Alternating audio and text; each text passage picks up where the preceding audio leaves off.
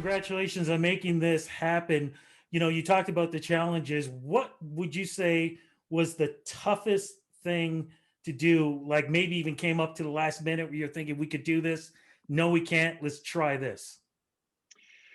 Oh, geez, Rudy, there's been a lot of them. I think the one that really sort of caught us the most was, as we continue to sort of look at adjusting the dates and where we were going to land.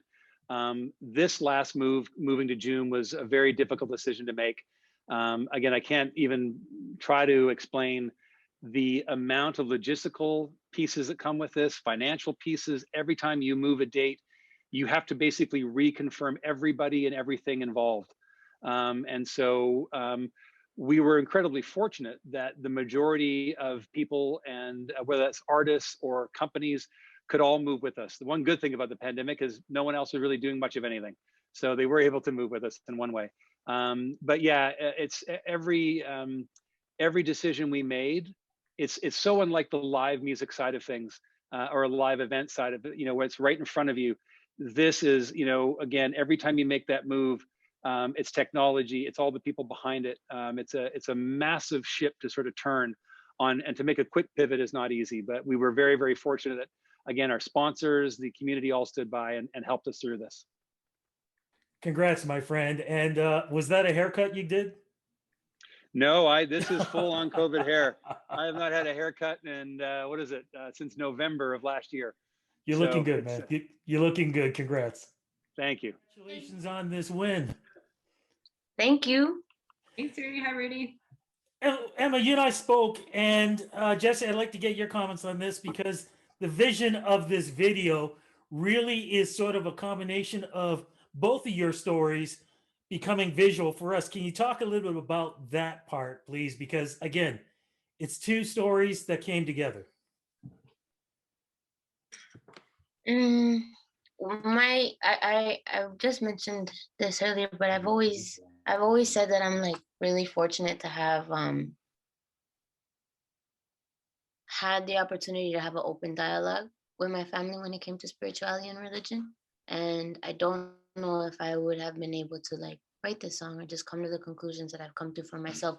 Not even conclusions, but be on the journey I'm on to more understanding, if it wasn't for having that open space. But that open space was a stark contrast to like what it was everywhere else, or when we would go to church, or the people at church, or sometimes other family members. It was just always up for debate, but it was really nice to have the opportunity to have those debates, to have those conversations, as opposed to just getting shut down and have someone else's preconceived idea of our genesis imposed on me as a child. I was able to explore it myself. And Emma, you did this visually. I hope so. I think it's a pretty big subject matter to take on there when you're talking about like consciousness and religion versus spirituality and everything like that too. But I mean, everything that Jesse wrote about like was something I had felt very close to in my own experience. So it's one of those rare occasions where it felt like it just really, I understood what she was saying on a very personal level myself. Congratulations to the both of you guys. Congratulations. Right off the top, consistency. It seems that's, your middle names when it comes to the JUNO Awards, this category. I'm not even sure how many times have you guys won this? And again, what is that connection that you have, not just with the award show, but also with fans, because they love your shows and you represent Canadian music in such a high level? I mean, I can't tell you why we keep getting nominated and winning. That's not really up to us. But I can tell you that I really love the job. Like, it's an amazing job that we have, that we get to wake up every day and think about songs and touring and how we can like interact with the world through our music. So we take that really seriously, and we don't take that for granted at all. Yeah, this year was obviously a really challenging year for everybody in our industry. But we put our thinking caps on. We're like, okay, we can't deliver. It doesn't really feel right to try to deliver a bunch of like big rock and roll sweaty bangers that people would be like, dancing around to in a club or in an amphitheater. So we put those songs aside and we worked on this Campfire Chords record, which was supposed to be sort of like acoustic based, music that you could listen to in your backyard or around a campfire or on the dock. And I find out like when I'm stressed out, I'm like, I kind of just want to listen to Jackson Brown or In My Life by the Beatles, like something that just like feels warm and nurturing. And that's sort of what we set out to do, starting last spring. And now we are ready to rock and roll again. So can we please get sweaty and play some shows? Congratulations. Congratulations on this win. You know, we talked about legacy from the beginning with Maestro Fresh West and what he brought to the game. What do you think you bring to the game today to help the future stars who will be in this category as winners? Absolutely, man. That's a great question, Rudy.